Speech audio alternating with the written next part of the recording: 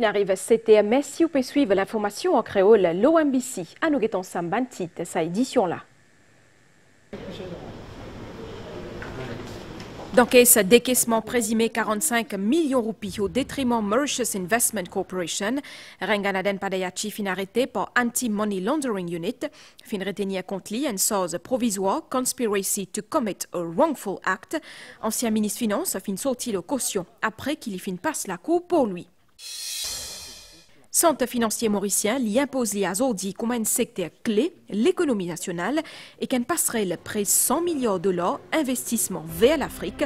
D'ailleurs, magazine économique américain Forbes fin présente nous centre financier comme un moteur important pour renaissance l'économique l'Afrique.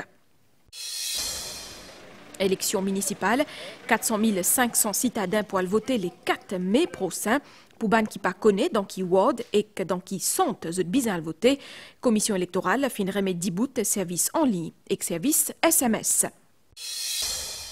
ECDO, président américain Donald Trump a proposé un nouveau plan de déportation pour ban migrants sans papier. Ce plan-là, il prévoit pour donner un stipend et qu'un billet avion pour quitter l'Amérique.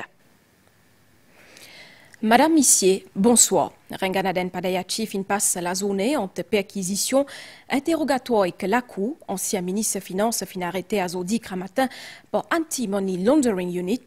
Dans l'après-midi, il fin passe la Cour, il fin sorti le caution après qu'il fin retenir contre lui une source provisoire conspiracy to commit a wrongful act. Sa case-là concerne décaissement présumé 45 millions de roupies au détriment Mauritius Investment Corporation. Nous fait le point avec Pranav Biari.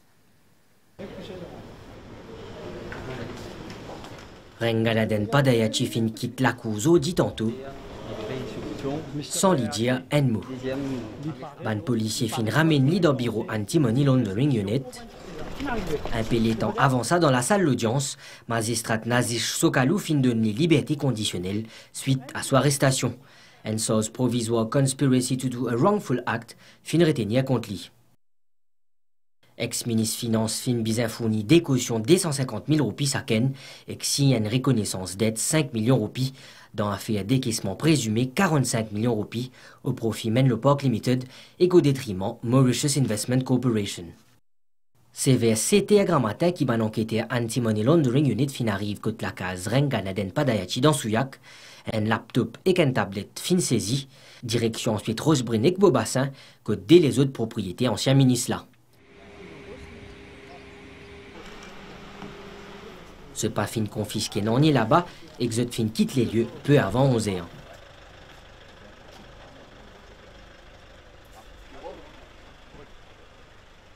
Renganaden Padayachi fin arrive dans le bureau Anti-Money Laundering Unit dans Sterling House, dans pour lui, un peu minutes après, ban enquêteur pour interroger pendant plus de 3 ans sans son avocat. Un interrogatoire qui fin continuer après sa comparution en cours.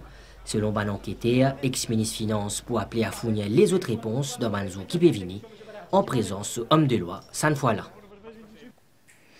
Et que toujours dans le cadre de l'enquête de la police, le Menlo Park, directeur à sa compagnie-là, Mary Queenie et que Stéphane Adam et aussi ancien gouverneur de la Banque centrale, Orvesh Sigolam, fin positivement identifié Renganaden Padayachi dans Anti-Money Laundering Unit à Zordi tantôt. Adam fin indiqué qu'ils ont fin joué un ancien ministre Finance plusieurs fois, alors qu'Orvesh Sigolam fin cause le pression Renganaden Padayachi dans décaissement suspect 45 millions de roupies à Menlo Park.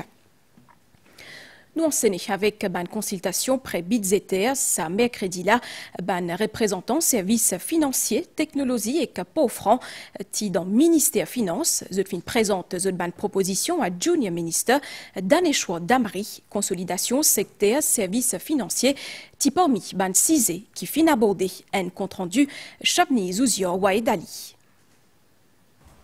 Mauritius Finance met en avant plusieurs points pour le prochain budget. Renforcement de compétences, développe de nouveaux produits, oriente une stratégie vers l'Afrique et améliore la compétitivité. Nous faire ressortir qu'il est important qu'il nous progresser dans nos ease of doing business. En termes de nouveaux produits, nous causons beaucoup le fintech et fintech c'est une affaire qui le gouvernement a à cœur également. Donc nous allons mettre en place toutes les mesures qui sont nécessaires pour l'amélioration de ce secteur-là. Le secteur des services financiers représente 14% de nous l'économie et qui est essentiel pour renforcer pour qu'il stimule la croissance. Nous avons été comment nous facilite, amène la croissance dans le secteur des services financiers. Et aujourd'hui, 14%, mais vers la fin de nos mandats, le target, c'est qu'il y ait une croissance augmentée, nombre d'employés augmenté et plus de devises rentrent dans l'île Maurice. La Mauritius Information Technology Industry Association également participe à cette consultation-là, quand il peut mettre l'accent sur les difficultés du secteur des TIC. Une proposition peut viser pour dynamiser ce secteur-là qui est en pleine évolution. Comment nous faire de sorte qu'il y ait un projet informatique qui est là, au niveau, que ce soit gouvernement ou même semi-gouvernement, d'y faire avec le maximum de ressources locales. Et qui savent l'expertise là, nous sommes capables d'attirer les jeunes déjà pour rester Maurice, pas nécessairement des hauts, vraiment un projet intéressant, mais en même temps servir à ce projet-là pour résoudre un problème national. L'après-midi, il y a une autre réunion pour lui, et cette fois-là avec la Freeport Operators Association, une discussion qui axée sur le potentiel et le défi de l'industrie du port franc.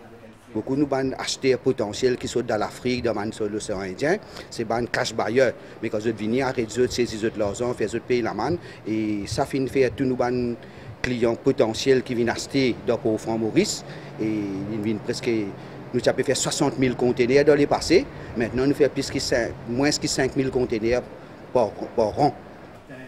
Ban consultations audit concentrées sur le développement de un secteur clé qui contribuait à la croissance économique du pays. Motiapé Diaouli dans titre magazine économique américain Forbes fin présente nous centres financiers comme un moteur important pour renaissance économique l'Afrique. Ça vient conforte nos stratégies nationales axées sur la région. Ban expert a estimé que sa positionnement là peut déjà montrer ban résultat. Abdel Bolaki. Le centre financier mauricien peut imposer l'Azodi comme un acteur clé de l'économie nationale et qu'une passerelle environ 100 milliards de dollars d'investissement vers l'Afrique. Le magazine Forbes peut présenter comme un des principaux moteurs renaissance économique du continent africain. Fin fait aussi mention que Maurice peut émerger comme une importante plateforme financière régionale. En réaction, un expert peut trouver la propulsion d'un pilier majeur pour l'économie mauricienne. Pour commencer, aujourd'hui, le secteur financier il peut contribuer à peu près 14% du GDP. Il peut employer à peu près 14 000 personnes. Potentiellement, je pense qu'il est capable d'arriver jusqu'à 20% du GDP dans les 5 années à venir. C'est un centre financier avec beaucoup de substance.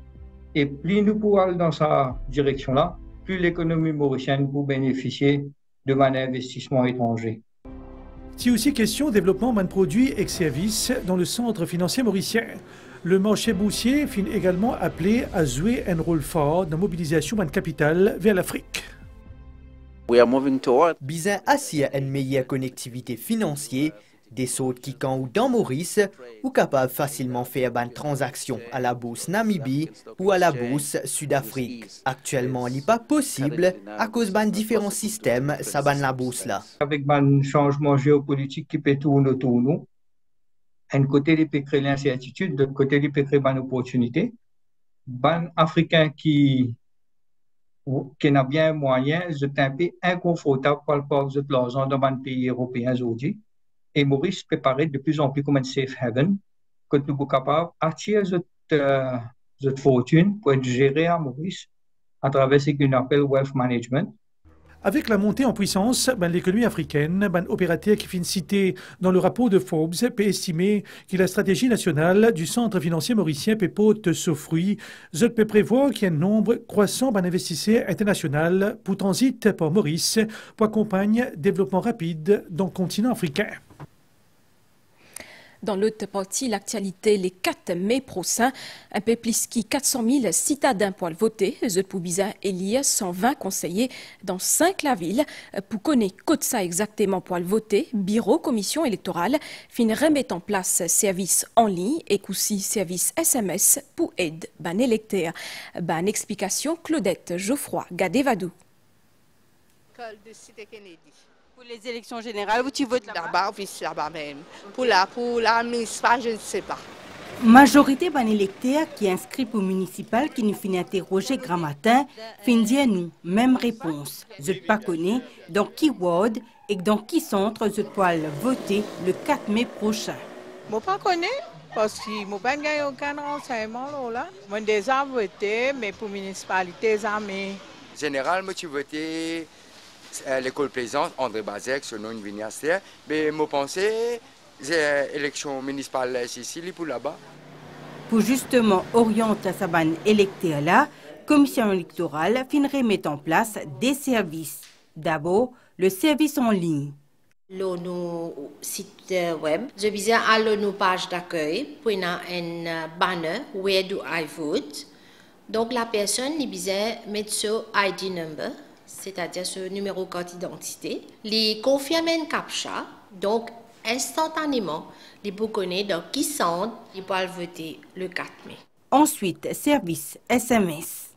Nous prenons un service, nous appelons SMS service. Pour ça, la personne les peut envoyer un message. La personne qui tape ELEC, E-L-E-C, qui quitte un espace, les tape ce numéro de carte d'identité, il y a le 789. Là aussi, tout de suite, il peut gagner sur l'information dans qui sont et dans qui la salle il peut voter pour l'élection. L'utilisation de ces services-là pour permettre tout non seulement connaître l'école que tu peux voter, mais aussi dans qui la salle ou enregistrer.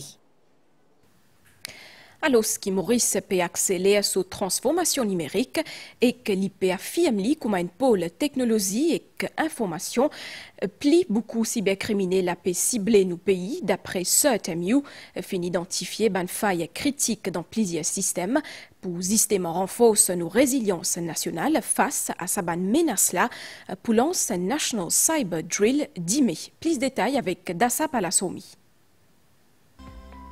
Sazedila, CERTMU pour lance National Cyber Drill 2025, une simulation cybernétique pour tester en conditions réelles capacité d'une institution publique et privée pour faire face à un gros incident. Nous pouvons trouver que le tendance est là, chaque minute, chaque seconde, il y a une attaque qui peut dérouler à travers le monde. Plus en plus, nous pouvons trouver un secteur critique qui peut être attaqué. Ça, l'initiative-là, elle peut venir dans un contexte à côté de beaucoup de cybermenaces. Parmi, il y a harcèlement en ligne, piratage, escroquerie, sextorsion et aussi une tentative phishing. Même si on a un système bien sécurisé, donc on a appelle ça Zero Day Vulnerabilities.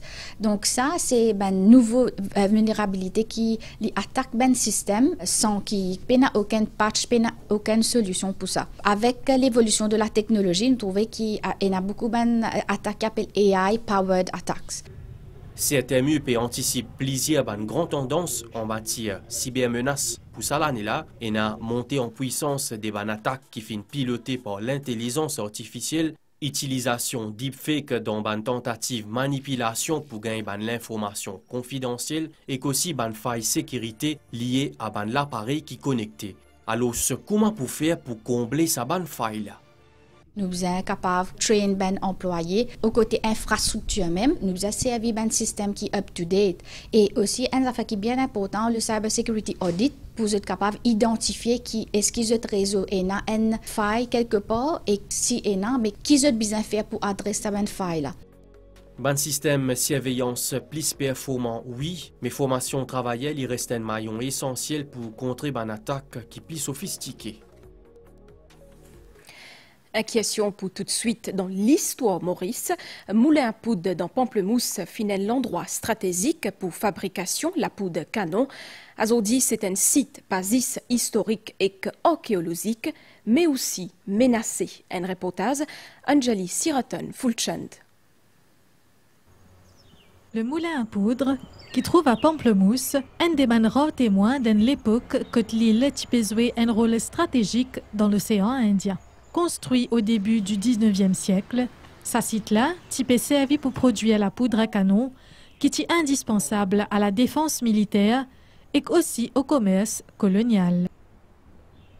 Le premier moulin à poudre se trouve à Balaclava et malheureusement, il a explosé et donc le gouvernement français décide de bouger la situation du moulin à poudre et n'amène Pamplemousse.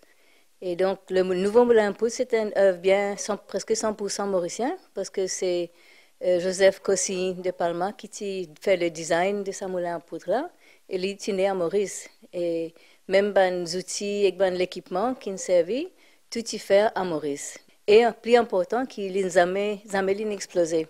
Zodi, moulin à poudre en ruine. Mais chaque pierre peut encore porter la mémoire du passé. Ban fouille archéologique, il même révèle ban éléments surprenants comme la fondation d'un ancien temple bouddhiste. C'est un jeune orphelin indien et africain qui est logé là-bas. Nous avons aussi le prince Elepola, un prince sri-lankais qui est déporté de Sri Lanka et il vient en exil à Maurice. Et donc, il est venu avec les autres prisonniers sri-lankais. Au-delà de l'étang qui peut faire ce travail, il y a un danger qui peut menacer le site. Le vol des pierres anciennes n'est pas le seul problème. Le problème, c'est surtout le trafic des objets culturels qui comprennent les pierres taillées, les fers forgés, les planchers. Comment faire pour préserver le moulin à poudre? À court terme, un système de surveillance devait être mis en place, y compris de réfléchir sur la possibilité de mettre une clôture autour du site. Le site dans son ensemble doit être reconnu comme patrimoine national, en vertu du National Heritage Fund Act. Ce patrimoine fragile-là, qui entre oubli et reconnaissance, et qui entre ruine et résilience, péatane, qui nous protège enfin à la hauteur de ce valeur. Préservation, ça ban pierre-là, c'est préservation de l'histoire collective. Bonne nouvelle de Stella dans une interview hier. Le président américain Donald Trump a fin de dire qu'il y fin prévoir pour lancer un nouveau programme pour les migrants sans papier qui quittent l'Amérique volontairement. L'IAP propose pour faire un stipend et aussi un billet avion. Il dit aussi qu'il y a une possibilité pour ces migrants-là reviennent l'Amérique plus tard légalement. Antoni Gaudí, architecte catalan Sagrada Familia, fin reconnaître vénérable par l'Église catholique. Lundi, le pape François fin approuve reconnaissance sur une vertu héroïque. Cynthia Moutou. C'est en 1883 que concepteur Sagrada Familia, Antoni Gaudí, inaccepté pour diriger les travaux sa basilique-là, premier pierre posé l'année avant dans Barcelone. Considéré comme un architecte avant-gardiste, il vient engagé en parallèle dans plusieurs les autres projets civils et religieux avec un style qui est inspiré par la nature. Plusieurs de ces œuvres qui dans la capitale catalane sont inscrites dans la liste patrimoine mondial l'UNESCO. Antoni Gaudí vient consacrer plus que 40 années sur la vie à la construction de sa basilique-là qui est dans 18 la tour. Un projet monumental à 4500 mètres carrés qui est considéré comme un chef-d'œuvre architectural. Gaudí dit dire c'est une mission qui bondit si donne lit. Sa œuvre-là, pas fin encore achevée à ce jour, est consacrée en 2010 par pape Benoît XVI, financée exclusivement par l'aumône, construction Sagrada Familia pour achever l'année prochaine en 2026. Pour tout de suite, nouvelle l'étang, situation générale, un divan lésé à souffler nos régions, niaz depuis l'est pour affecter l'étang à soir, prévision pour prochaine 24 heures, capable à la pluie à aujourd'hui à soir et que 10 mai matin, surtout dans l'est et que le plateau central, capable aussi à l'orage, 10 mai la zone, l'étang pour mi-couvert avec un peu la pluie dans l'est et que le plateau central, la mer pour mauvais en au brisant avec la houle d'émettre depuis sud-ouest, si à l'orage, faut départ sauter à la mer. Marée haute 10 mai, désert N et que 15h23, marée basse 20h12 et que 10 mai 8h51, soleil pour lever 10 mai matin 6h22. Et voilà, point final à cette édition-là. Madame, ici, merci au fin de suivre, merci aussi entier l'équipe par réalisation. Continue pour tout bien. Bonne soirée.